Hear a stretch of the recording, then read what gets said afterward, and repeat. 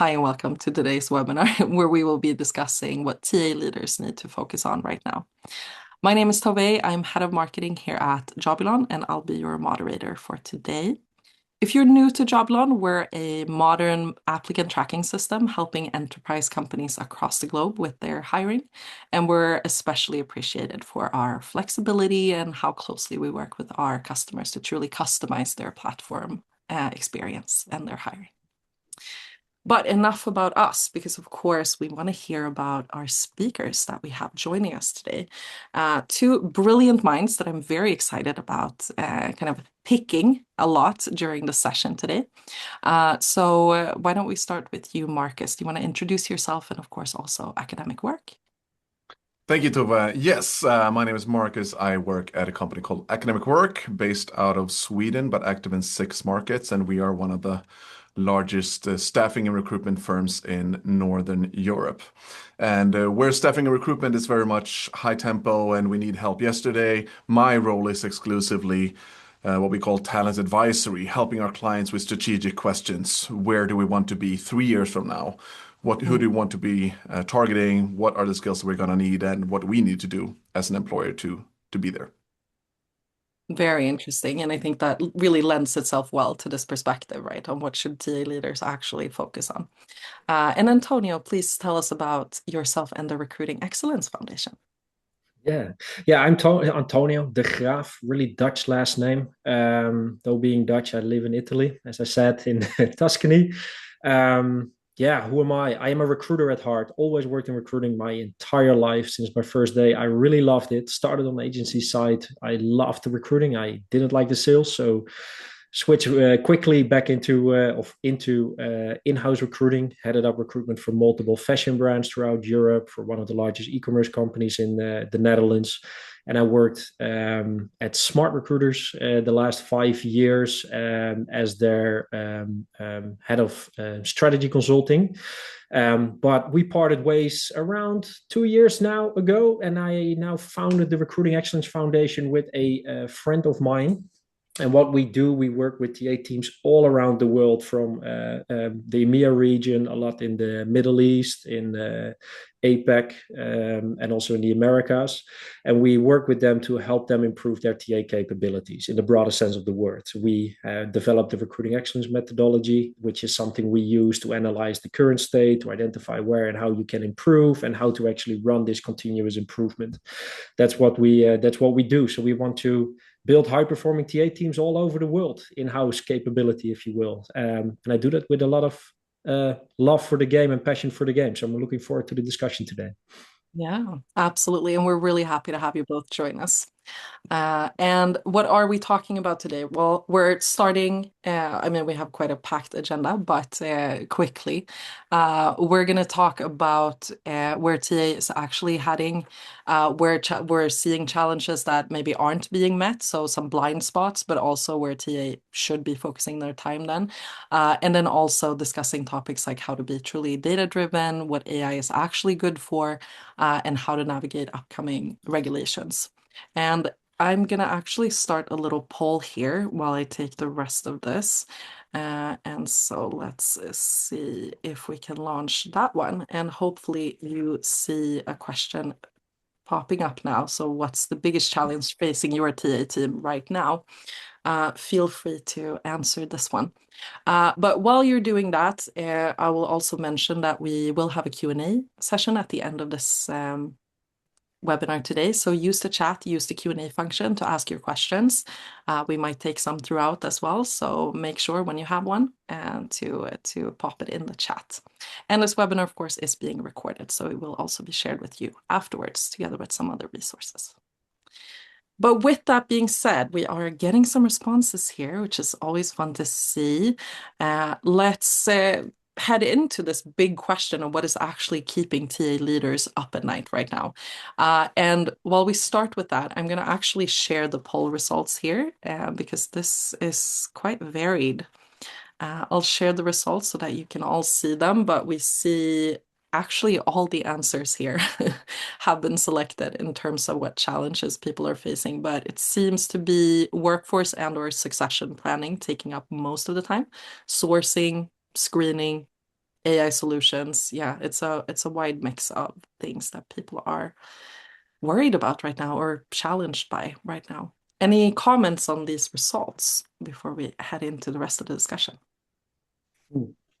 No, I would have expected this already. That it's all over the place. I think that is exactly the challenge that TA leaders and TA teams are facing right now.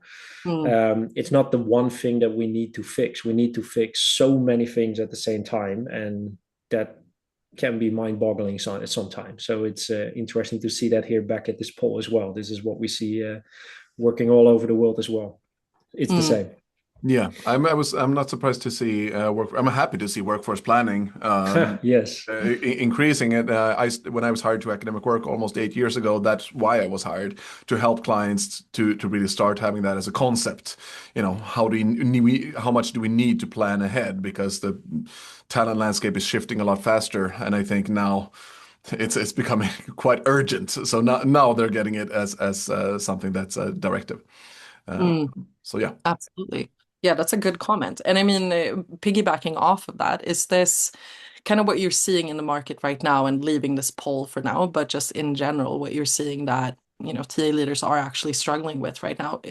What is it? And also, is it different from what we've seen for the past like 2, 3, 4, 5 years? Because of course, a lot has happened in that time, right? So what is the biggest issues right now, you would say? Then we can start with you, Marcus.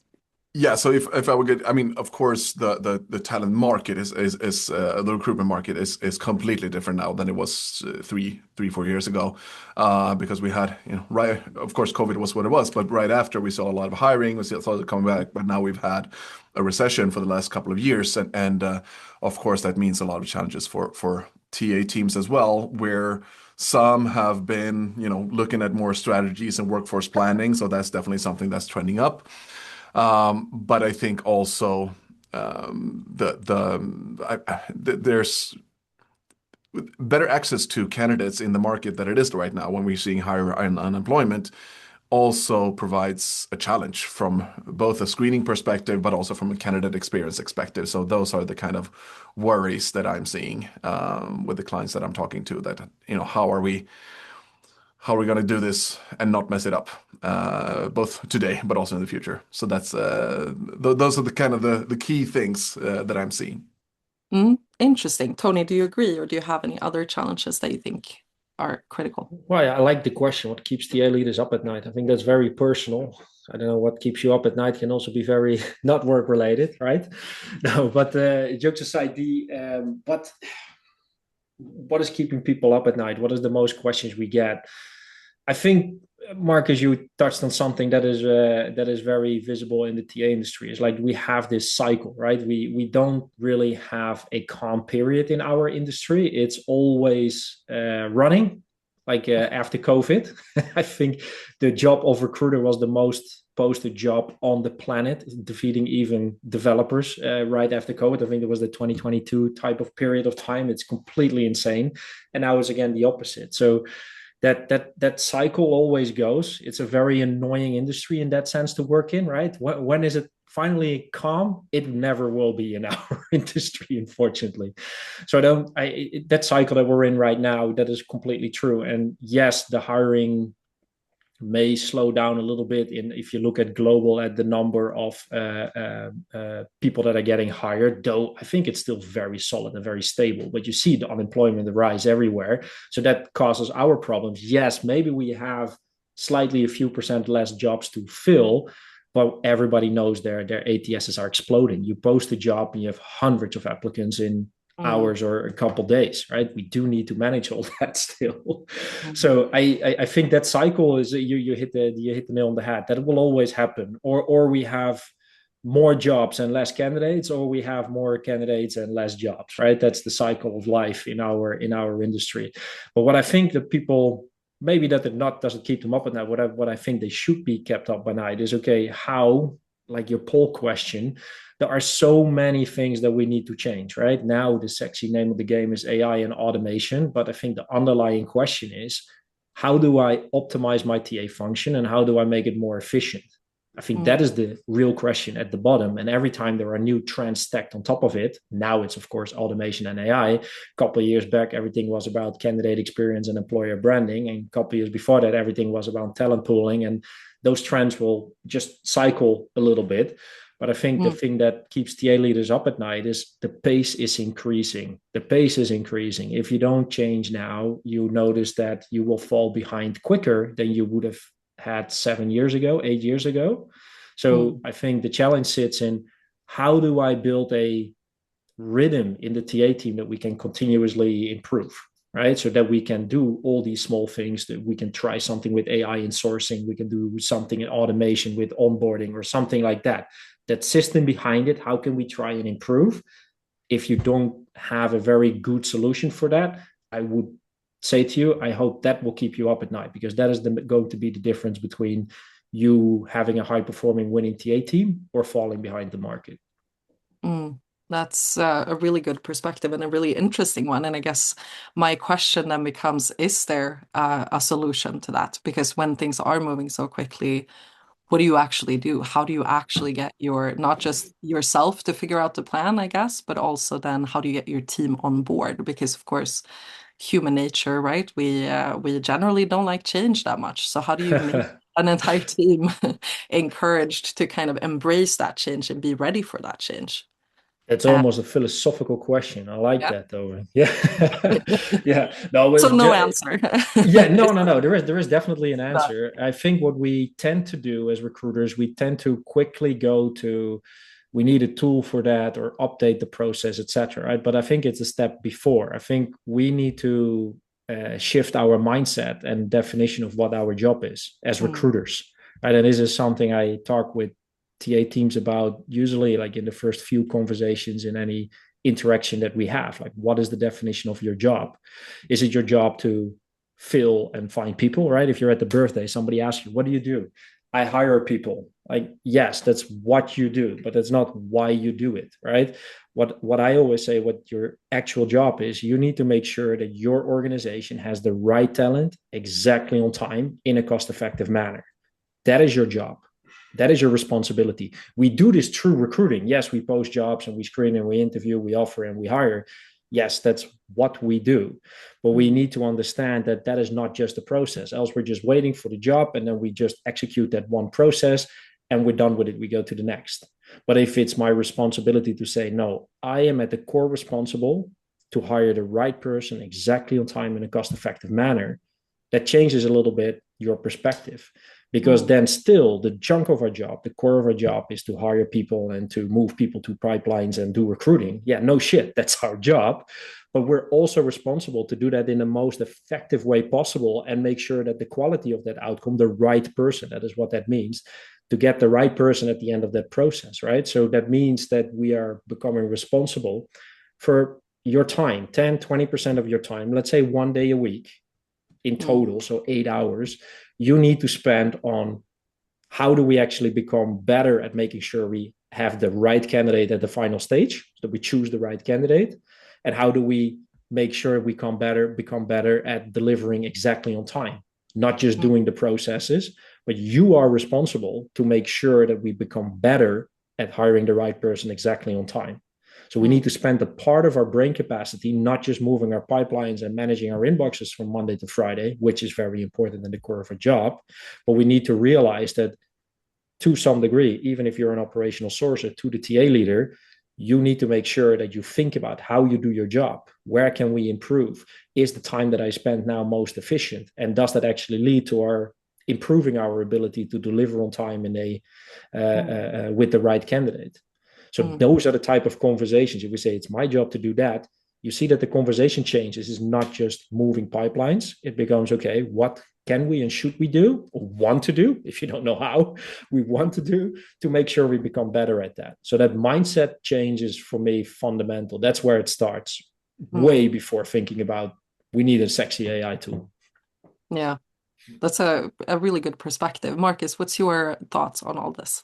Yeah, if I want to add to that also, I think I agree that we need to start thinking much earlier also. And I think this even goes as far as, what's the directive being given to talent acquisition teams. we did we looked at the research among hiring in Sweden and across the globe and trying to find like how many bad hires are being made and what does that cost us? And it's surprising to see that there's not that much research into this, but from the data that we could find, we counted at the lower end and just only in Sweden, we spend on average, if as a low estimate, amount around 4 billion euros a year on bad hires. Mm. That's an expense or an alternative costs that we're spending. Just as a comparison, that's as much as Sweden spends on the police force. The entire police force is a similar, and that's on the low end. It could be twice or four times that much, depending on what estimates you go by, and that's kind of surprising. And when I talk to clients about this, nobody is measuring this. Nobody's looking into how much money are we wasting on bad hires. No. I think you do that in a production line is like how many of our products are defective. Then you go back to is it because of bad source material? You go through that whole motion, but we, for some reason, don't do this with talent acquisition. And we look at like how can we have an efficient process, but we don't really get smarter on what are the right factors to actually hire on for our company, not just in general. There's a lot of science to this. We've been researching this for over 100 years. There's a lot of solid science on this. And there are tools to measure this, and there are tests, and there are methods. But when we come in as an external help for TA teams when they need help in bulk hirings or special projects, and we never get them telling us, okay, from our research and from our scientific approach to hiring the last 1,000 people that we hired, we learned that these are the indicators to look for. And if we're seeing these are red flags if you're hiring for our company. They might not be red flags for other organizations, but we have noticed that if we see this in a candidate, it's a high probability that they will not stay for 3 years.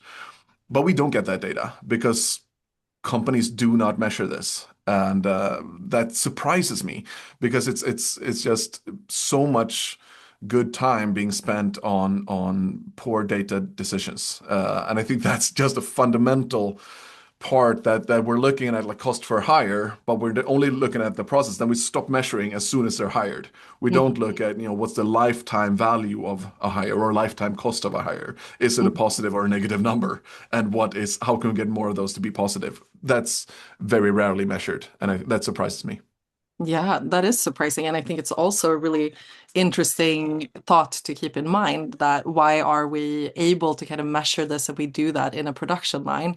But my hunch, I guess I'm guessing here, but when there's humans involved, as it is in terms of the production line being both humans on the choosing side and the actual product being the human being hired, maybe it's a little bit harder to quantify, or it feels like it's not as easy as when it's a defect product, right? Yeah, it's a lot of hidden costs also. Yeah. What are the ripple effects of a bad hire? Those are usually the most expensive. How it affects the team, how it affects retention of other people in the department, and also by not being fully staffed due to a bad hire, what are the alternative costs in terms of lower revenue? We don't calculate that as a cost of the bad hire, while it is. Yeah, exactly. Very interesting. And this, of course, leads us into talking about data and what we can do. So great segue there, Markus. But I'm going to launch another poll question here. How confident are you that your TA decisions or your TA team's decisions are truly data-driven? So have a think on that one.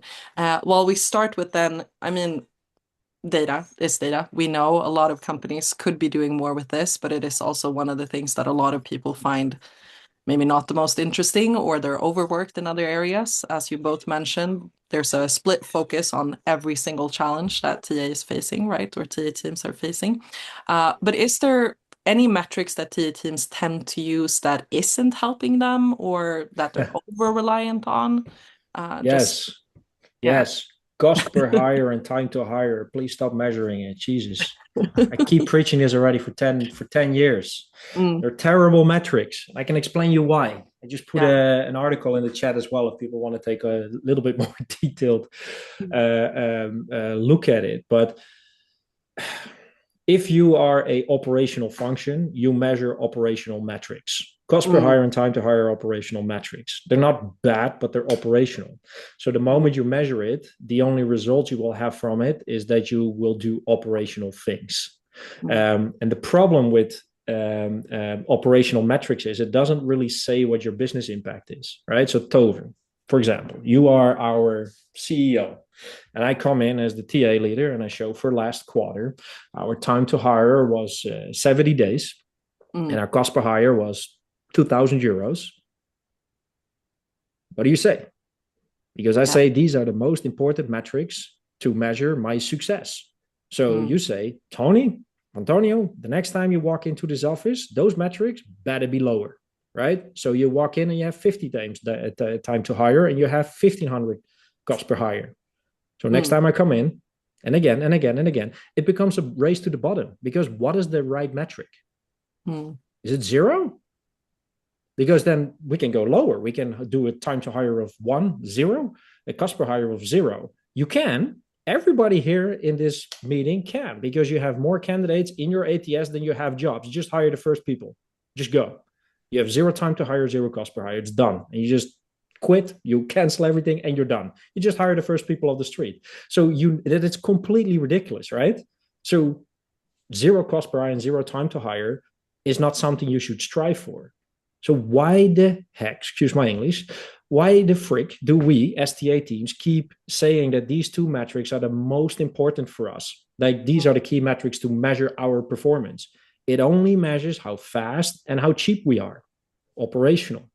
And a time to hire measure can be very interesting. So Marcus, for example, if we would work on a process optimization and we want to see in what phase of the recruiting process we lose the most time. Time to hire is spectacular because we can see exactly, hey, we apparently take 2 weeks to actually go from the offer stage to hired. We're just burning time there and losing candidates. Maybe we should do something about it. Great. But it's not the metric you should measure about to say how great your TA team is functioning, right? Again, what is the purpose of TA? Going back to my first rant, is you should be able to hire the right person exactly on time in a cost-effective manner. Those are your metrics. The right person is quality of hire. How many people measure the quality of hire here? Yeah, I know it's subjective, it's difficult. No, it's not. It's super easy. It's been proven all over again. You all had this email in the last couple months. How likely are you to recommend this product or service to to friends or family? NPS score, Net Promoter Score. That is proven to measure quality of a human service or interaction. It's proven all over again. It really works. You can use that to actually measure the quality of hire in your organization. So we hire Marcus, and when we say to Tove, you're the hiring manager, how good of a fit is this person to the role in the organization? Scale 0 to 10. And we also ask Marcus, how good of a fit is this role to you and your wishes? Scale 0 to 10. You take the average and you have a quality of hire. And it's very reliant. It's a very good measure to do that, right? And it's very easy to set up. You can do this free using Google, how you say that? Google Forms or Microsoft Forms and in an Excel. You don't have to have a sexy tool to do it. And the other one, instead of time to hire, hiring velocity or recruiting velocity. So the percentage of jobs you actually fill on time. Marcus, you were said in the beginning, workforce planning, we need to understand what we need to hire. So you should know when the person should be hired. Do we hire need this person March 1st, April 1st, May 1st? And even if you don't, set an SLA. We guarantee that we hire this person in 90 days. And you just measure, do we deliver yes or no? And the percentage of roles that you delivered on time is your recruiting velocity. So maybe 70% of the roles that you actually fill are on time. Then we go back to Tove as CEO, last part of my rant. Now I say, okay, I have a recruiting velocity of 70% on time, and my quality is so-and-so. We hire a little bit more better people than bad people, to say like that. So I'm here that I actually want to get a little bit more investment because I'm not happy with only delivering 70% on time. I want to do A, B, and C to improve our ability to deliver on time and to improve our quality. It completely changes that conversation with the CEO. The metrics you bring determine the conversation that you have. You bring cost per hire and time to hire. The only thing you're going to talk about, how are you going to do it faster and how are you going to do it cheaper? You want to talk about how am I going to do it better? So you need to bring the right metrics. And there is also one for cost per hire. It's called hiring budget. It's in the article. I won't talk about it right now, but you guys can take a look at it if you want to. It is relatively easy to implement these metrics. It's ridiculously important to bring the metrics to the board that actually set you up for the conversation you want to have. That's I'll end the rant there. Yeah. Yeah, No, and I have to add on to the quality of hire, which is it's so it amazes me every time that I meet with a large organization that has a large TA team and HR team and even like HR analytics team, and they have so much data and follow up. And I ask them like, you know, how do you measure quality of hire? They say, no, we don't measure that. And I like this has been like cutting edge, world leading, you know, companies that have like even like the mid-sized companies, like less than 1,000 employees, but super high level. Like they fly over a family from Japan just to you know have them consider moving to Stockholm. It's like very expensive hires, and they don't follow up a measure, any measure of what is a good quality hire. So they can have two people hired in the same week, and then a few years later, like this one is a superstar, and this one also still works here. You know, but in the data, they look like they were both good hires because they still work here. So like they weren't by definition Exactly. bad hires because they didn't leave in 18 months. So You hit on a it's very good such point poor there, by data. the way. You Yeah. hit on a very good point. Sorry to interrupt you. The biggest mistake I see quality of hire people make if they measure it by performance or tenure. So how long somebody still works here. Yeah. But that is ridiculously bad to use, right? Because again, like you said, you have the example that's a superstar, and you have an example like, yeah, we maybe made a mistake, but it still works here. So on the data, it still looks like they are the same quality. You have to, with the quality of hire, not only by the grace of the organization, we like you, but also you need to ask the candidate. You need to ask both. So Yeah. that's a very good point, man. And following on that, Marcus, I mean, Academic Work releases a report every year on young professionals, and thinking them from the candidate perspective here, but what are kind of companies consistently misunderstanding about what talent want, and especially young talent entering the market or in their early careers? What are companies kind of missing in this perspective? And also going back to, of course, finding the right people, right, that you actually want Yeah. to hire to improve that quality of hire. Yeah, and this goes back to what Tony said also about having measuring the other perspective, because one part of bad hires, which can be, as I said, super expensive, is not only that we misjudge how good a fit this person is or how well they can perform, but also that the candidate misjudges, is this the right place for me to work?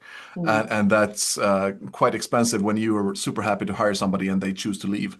And so I mean, we have a long list of things, but if I were to look at two aspects that are also viable across markets and over time, I'd say the first one that we see, especially when we look at when companies try to hire high performing talent and ambitious people, they don't talk about career expectations in the talent acquisition process, in the interview process. They don't even bring up what is the opportunities for growth here? What kind of expectations can you have in terms of career development?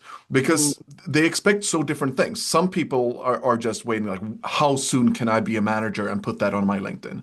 Other people say, I never want to manage people. I just want to be smarter and a better engineer and better expert in this field. How smart can I become under your roof? How good can I be? And how quickly can I expect that development to happen? And that conversation usually takes place at most places maybe a year into the employment. Like, so what do you how do you want to develop? Or like if they come in and they're a superstar and they're expecting to grow faster than you can accommodate, well, then they will leave. So that's the first part. That's so easy. Just have that conversation, bring it up just casually. Do you know what you want? Like, at least ask the question. Most don't know what they want, but at least then you had, you know, some sort of interaction about that. And just say, like, this is what you can expect. How does that sound? At least then you've set the tone. So then they know, then they can't say, well, I didn't know. So that's very easy to do that. The other one is also should be easy, but when we miss out on this too often is that we're bad at describing the job. We don't tell them what the job is. Like we cut like you can do this test, read your job posting. If you're not already working at your company, do you understand what the job means? What does it look like? When I come into the office, what do I actually do? But even if I understand that, do I understand what part of this job am I supposed to be excited about? What part of this is supposed to be interesting and meaningful to me? I can take an example. So if you have somebody with a business degree, maybe even an MBA, like they're super educated, super smart, and they start working for a big bank because banking is that's a good career path for somebody with a business degree. And then fast forward to 3 years into their career. And one person is going to work and every day meeting with private clients talking about house mortgages. Every day, house mortgages. I want to have a mortgage. I want to plan my finances around my mortgage. And they feel like I'm at 2% capacity. I'm having the same conversations every day. I'm not being challenged. What am I doing? I'm just wasting my life. Like this is, it's nice for these people, but I don't care about this. Like when am I going to do something that really, where I can utilize my skills? Another person is working in the same department, has the exact same CVs, exact same background, also been working there for 3 years, but they come into the job saying, I love my job. I get to meet new people every day. I get to use my skills and experience to guide them in their personal finances. I can really make a difference. Like they're so happy coming back to me 2 years later. I'm so happy you gave me this guidance. We can finally buy our dream house. It's so meaningful. Two people with the exact same background, exact same job, completely different experience of how relevant this is for me or how fun this job is. And we don't go into those details when we hire somebody. We just expect them to magically understand this. And I think, I mean, that's also the handcraft of a talent acquisition expert. Like, how do we explain the nuances of what you're supposed to like about this job? Or maybe even like, how do we question or interview the hiring manager to have them express what is it that they're supposed to love about this job? Or maybe somebody who has this job already. Why do you love coming into work? But we skip over that and we just hope that it magically solves itself. And I think that's just very low-hanging fruit. So those are That, the two main things I'd say. and very easy to practically actually face, at least start facing You would think. immediately. I mean, yeah, you would But I mean, think. 11 Now, years into it, it still comes up. well, all of you who have joined us today, you've now heard this very clearly. It's easy, just do it. Yeah. No, of course, I'm mean. But I just want to share that in the poll here, we had nobody was very confident that the TA decisions they're making are truly data-driven. Most were somewhat confident, so shows that you're measuring some things, but maybe there's still things left to focus on. I have to push us forward here, even though I would love to actually stay and talk data-drivenness for the entire session today, but we have other topics. And I want to touch briefly upon new regulations because there are, of course, a couple of big things affecting us in the EU and especially larger corporations this year. We have the EU AI Act, but we also have the Pay Transparency Act coming out. And I think when we talk about this, I mean, when we talk to different organizations, there seems to be two different views on this. Either it's going to take a while, we're not going to be affected right away, so we don't really need to worry about it, and others are in panic mode. And I guess I would love to hear your perspectives on this, both Markus and Tony, briefly at least. Like, how worried should companies be versus how prepared do you have to be? Like, how do you kind of strike the balance there as you're trying to juggle all these other challenges that you have? And I think we can start with you, Markus, on this one.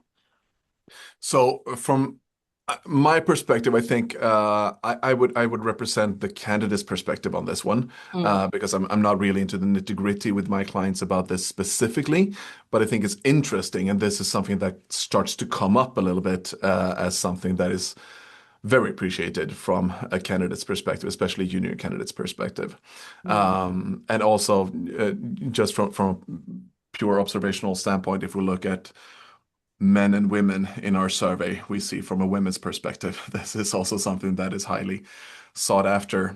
Just in general, asking for more transparency and more honesty and reliability in an employer. It's coming up in more and more countries as one of the top 10 factors. If we just ask them to speak freely, they say, can I just trust this company? Can I trust them? Can they be transparent? And do I feel like they're honest? That's something that's yeah, more and more are saying like this is difficult to find. So there's a bit of distrust in this, and I think from that perspective, the ones who do this right and who communicate right about this, I think could be potentially winners about this. So I think that's my 2 cents on it. Yeah. Tony, what are your thoughts? And I guess especially then on the pay transparency, since that's what Marcus commented on as well.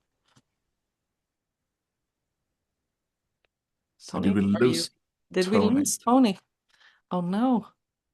So his frame freezing. Yes, exactly. Let's see when he comes back. Okay, but I think let's move on and talk about AI, which of course we have all heard a lot about, and we'll see when Tony comes back to us. But Marcus, when it comes to AI, I think we should launch a little poll here and see where AI is currently having the biggest impact on your TA team's work. So we have a bunch of different alternatives here. So it's going to be interesting to see kind of what your experiencing is with AI in this room right now. But when we're talking about, oh, I think Tony is back. We'll see. Hello, Yes, Tony. looks like Test he's one, back. two. Test one, two. Here we are. Perfect. You're back in. We have moved on to talk about AI so that we push forward in the interest of time. We've launched a poll here, where is AI currently having the biggest impact on your TA team's work? And so far we're seeing screening, sourcing, and writing job ads as the top alternatives here. I'm guessing no surprise to any of you that this is where most people are using it. No, definitely not. That maybe it's a good connection to the previous point, like the AI Act. I think it's comparable to, for example, full self-driving, right? There's this entire discussion now going on that in America it's allowed, and cars with the exact same technology could do it here in Europe, but the legislation is lacking behind. But you see everywhere now popping up this full self-driving videos of Teslas in Europe, like it manages perfectly well, and narrow streets here in Italy and whatnot. So I think it's very comparable to that. I think on one hand, it's good that we have the legislation, because we need to be very careful about what AI actually does and how it influences decisions, especially in recruiting. But on the other hand, I think it's also, how you say that, it's slowing it down, unfortunately. The massive awesome tools I've seen that cannot be used in any region where GDPR applies is a shame. So in that sense, I think the GDPR regions are behind on what is actually already possible. If you look in China, that there is not real GDPR, as you can imagine.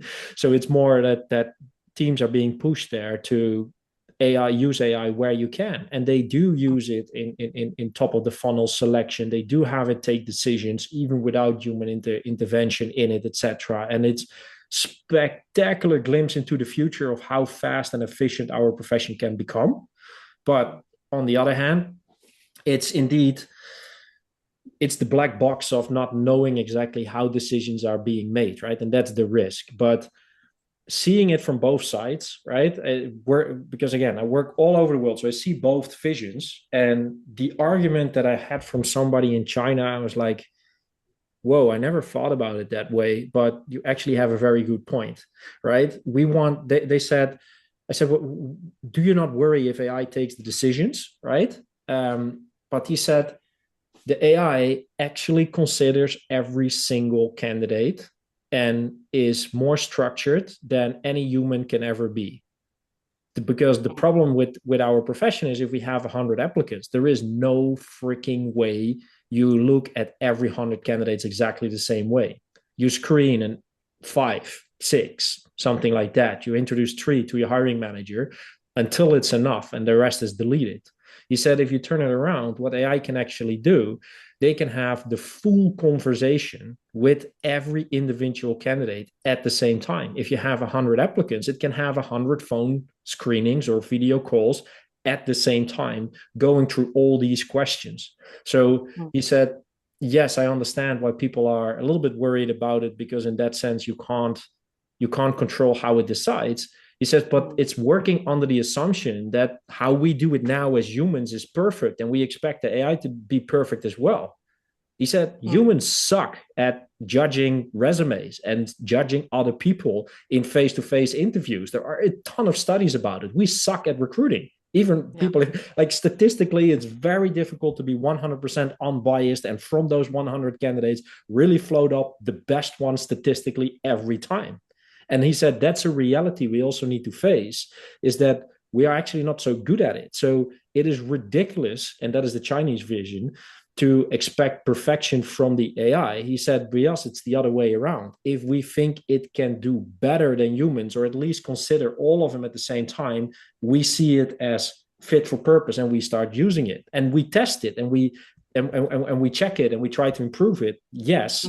But they're working under the assumption that it does not need to be perfect before you can proceed. And that kind of blew my mind as a European, right? Because we're all in the privacy, and I'm also grown up here, and this is my worldview, and it has to be safe before we can use it. But to see people work with it completely from the other way, from the other perspective, I'm like, yeah, you actually have a good point, because everybody now has a ton of markers. You already said the problem now is we're drowning in freaking applicants. Everybody is, right? Do we actually give every candidate the best opportunity? Do we actually hire the best of all applicants? Or do we just hire the best of the people that we actually spoke to and looked at? And the painful truth is the latter, right? It's the last point. So that's an interesting conflict that contrast you now see in different parts of the world, the same as in the UAE, that they do have privacy legislation, but they don't really enforce it, to say it like that. So there's also a lot more use of AI in those regions than you can do here in Europe. So I think, to get back to this question, the biggest impact, yes, I think that from identifying the need all the way to the offer management and the onboarding, pre-boarding, that's where the biggest impact will sit. But with a big ass asterisk, not in Europe, right? In Europe, you can have it for the job descriptions, you can have it for workforce planning, you can have it for job intake meetings. Spectacular, right? That's super good. We have great examples where we build custom GPTs where 400 hiring managers in 7 different countries now talk to the AI, and the output is a complete job intake form, including the written job description, following the rules and the branding and everything from the rules that the recruiting team and the company wants. So you get 2 PDF files and they're ready to go to post. Those are spectacular things where you can already use AI without impact on GDPR, because there's no private data involved. But our trouble will be reaching out to people, talking to people, having it take decisions, etc. Right? And we saw now Eightfold has the same type of issue right now. They're being sued in Germany also for their AI use. I think it has to do a little bit more with permission of the data being used, but you already see we can't be free and try things here. We're more bound like this, and we have to wait until the rest of the world has solved it. The Chinese are way ahead in actually making these AI tools for sourcing and recruitment, because they're using them and they're improving them until they are on par for us, and then we can start using them. But there will be a gap of 3 to 5 years, easy, if at this pace. So I think the impact will be there, but I think Europe is a little bit in a difficult predicament because we value the privacy so dearly, which is a good thing, right? There's nothing wrong with that, but we are at risk of losing against other regions in the world because they're just moving faster. They just move. So that's a very interesting thing I see now in the world of applying AI in recruiting across the world. It's a give and take between privacy and innovation. And I don't know where I stand personally, right? So obviously I work with the mindset of that particular customer and follow their belief system in it. So we go full GDPR, or we go full, we can just use it. And I think it's anyway a spectacular learning experience to see both sides of the fence in that perspective. I see and think about new things just doing that. But to be fair, seeing this with the difference in pace, first I was, no, GDPR is the right way to do it. If you do it, you have to do it right. But the sheer amount of innovation and the speed that they're going with, they will have completely automated hiring without human interaction years before we have. And at the global talent market, especially for the high in demand AI type of things, it's a problem. We apply, you have to wait a week before you get a reaction. Even if it's 3 days, we do a screening, then I'm going to send you to a hiring manager. And before I actually finished up introducing you to the hiring manager, you already have an offer from a Chinese company, especially for the in-demand talent. We can't compete. So that's going to be a risk, right? Again, for the local jobs and the local people, that's not the biggest problem in the world. But I think that will be the area, especially in AI and everybody who's in the engineering of anything that has to do with graphics cards and all those type of things, those type of people, it will become very hard for European companies to secure that talent versus areas where they just go. Absolutely. And I mean, this comes obviously with a lot of societal impact as well in terms of how do we actually work with this and other implications. But Markus, from your point of view, when you're talking to companies across Europe, obviously big corporations who are, trying to implement AI tools, are they actually succeeding with that? Because I guess where I'm getting to is also the kind of preparedness of TA teams to actually work efficiently with this kind of tool. And that I think is a global issue where those who are very tech savvy and forward thinking are adapting to this and are really curious and want to try out these new methods. But in a lot of cases, what we see is also that TA teams are a little bit pushed just in this direction. You have to use an AI tool, but is that actually, are they ready for that? Is their recruitment process ready for that? Or is it more so following a mandate, I guess is where I'm getting to. Markus, what's your experience? So I think if I were to add on a perspective because maybe Tony is talking to clients who are cutting edge and trying to push themselves, whereas I am thrown in to speak to a variety of different types of companies that are not necessarily always cutting edge in these kinds of things, and I think we're still lagging a lot behind, and some feel like they're being pushed from higher up. Like we need to, like a lot of big companies are cutting their TA departments right now. So that's a big struggle. Like we have to do more with less, and we're expected to just find efficiency through AI, but a little bit sweaty and struggling from that. So I think that's an issue. I thought I'd just add another layer to this, talking about everything from AI interviews, but I think this also ties into to like any kind of data-driven where we're trying to get all candidates, like a big bulk. If we had 2,000 candidates, how to get all of them to do the tests and AI interviews just to have give everybody a chance. But we're terrible at communicating why we do it. We see a lot of social media posts about junior candidates being so frustrated, like, I don't get to speak to a person, I get to speak to an AI. They're forcing me to, answer these stupid questions just for working in a store. Like it's irrelevant, to waste my time. There's a lot of frustration about that. And I think that could partially be solved by AI. Just we don't communicate the purpose why we're doing this to the candidates. Again, the candidate market is what it is. We're a little bit fat and happy, just trying to get rid of candidates almost at this point. And I think that's going to come back to bite us if we don't show them more respect right now. And if we're seeing this trending in social media on TikTok more and more, like they're just filming the screen of like, this is what I'm expected to go through in an interview process.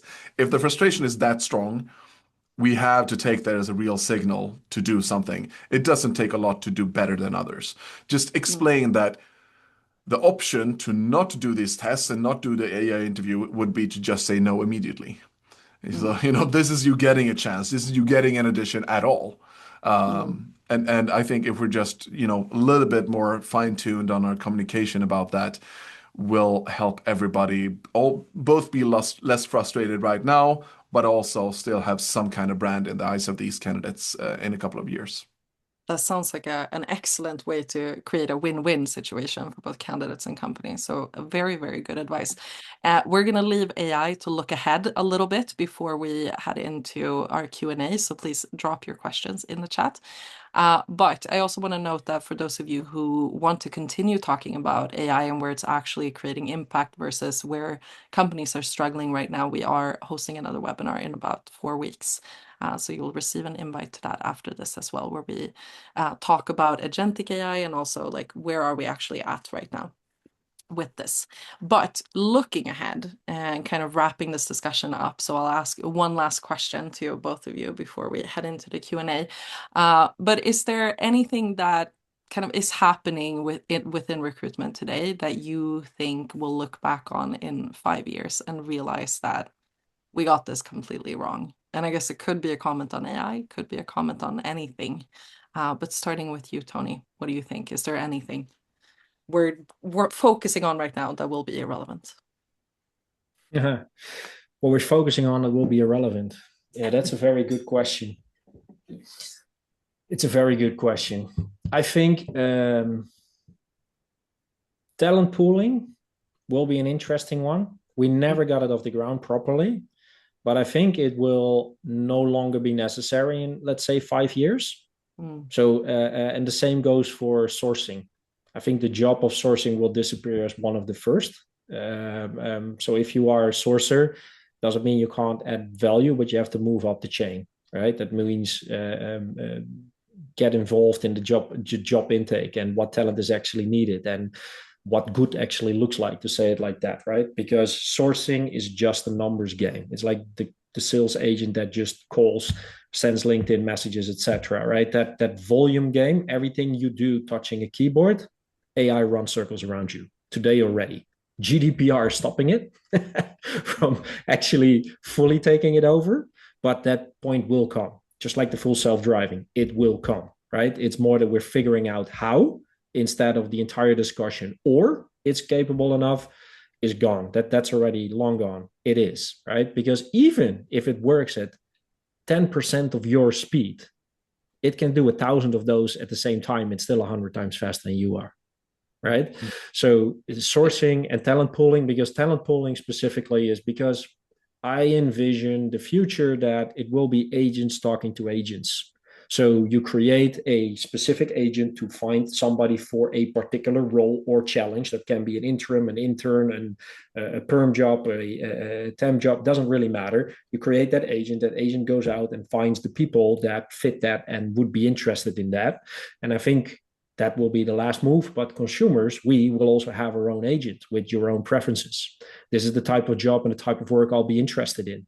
And those agents will talk to each other and align to a certain score and then decide to inform you, or this is something to actually talk about or not.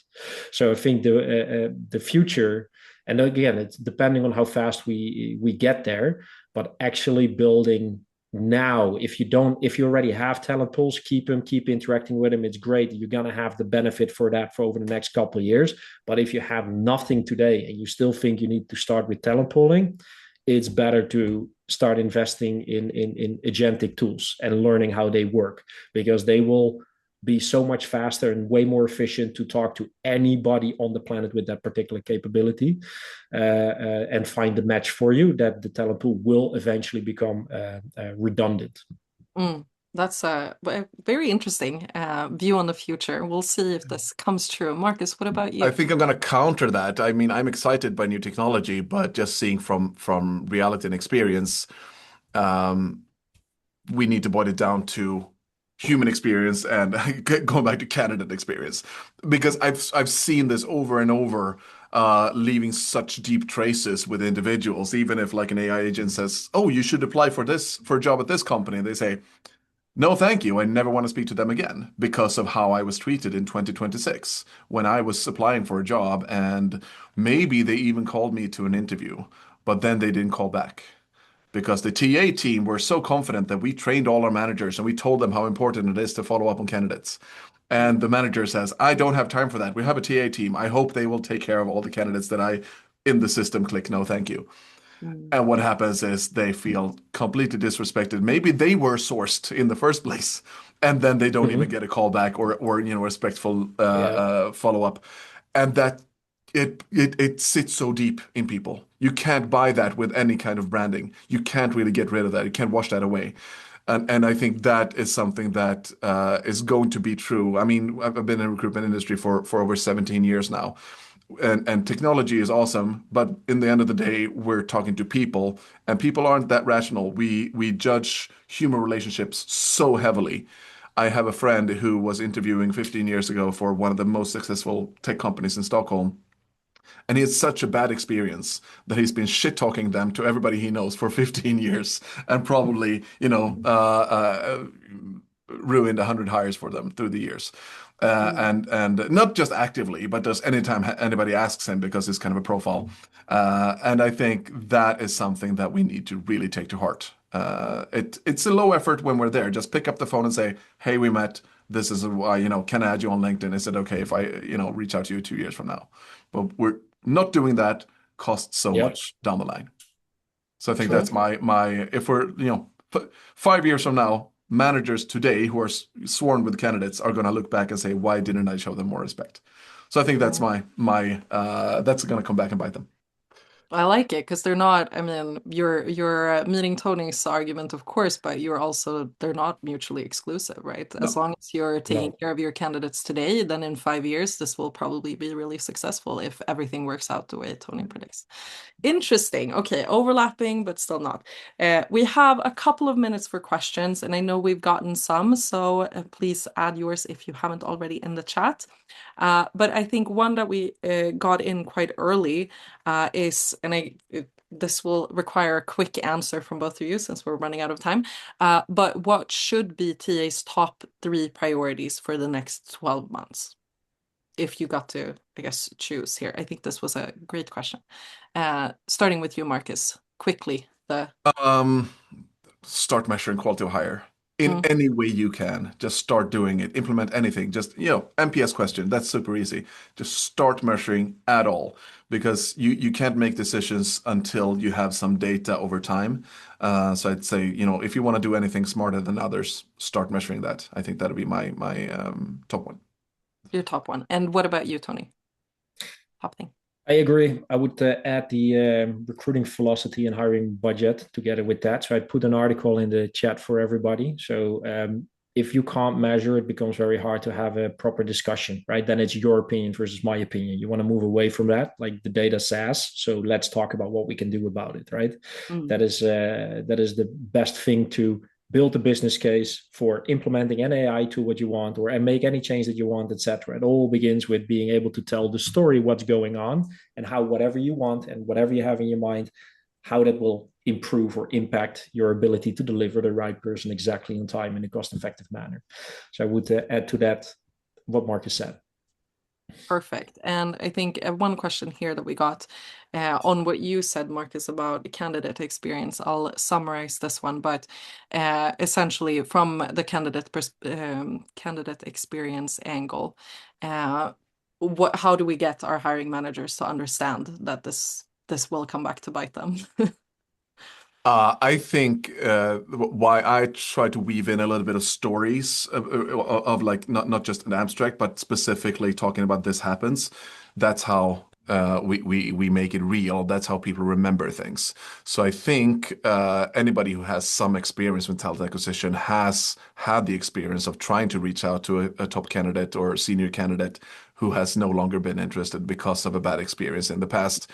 Make that into a story, tell that story, scare them a bit. You don't want this story to be about you. I think that's you need to paint the picture of like 5 years from now, you will try to reach out to this person again, and they will not want to meet you.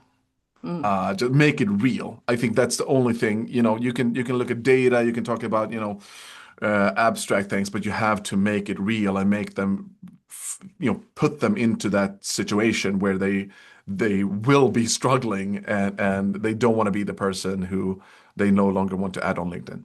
No, I think that's an excellent point to end on, right? Scare them a little bit. Yeah. I love that as the ending. But no, but unfortunately, we have to wrap up. I could continue talking and hearing you guys talk for another hour, I think. But thank you so much for joining us, both of you. And of course, to our audience for being here and for asking thoughtful questions. We didn't get to all of them, but we'll make sure to follow up after this. We'll be sharing the recording and we'll invite you to our next webinar as well. So I hope that you join us then. And yeah, we'll see you next time. Thank you so much and wish you all a happy Thursday.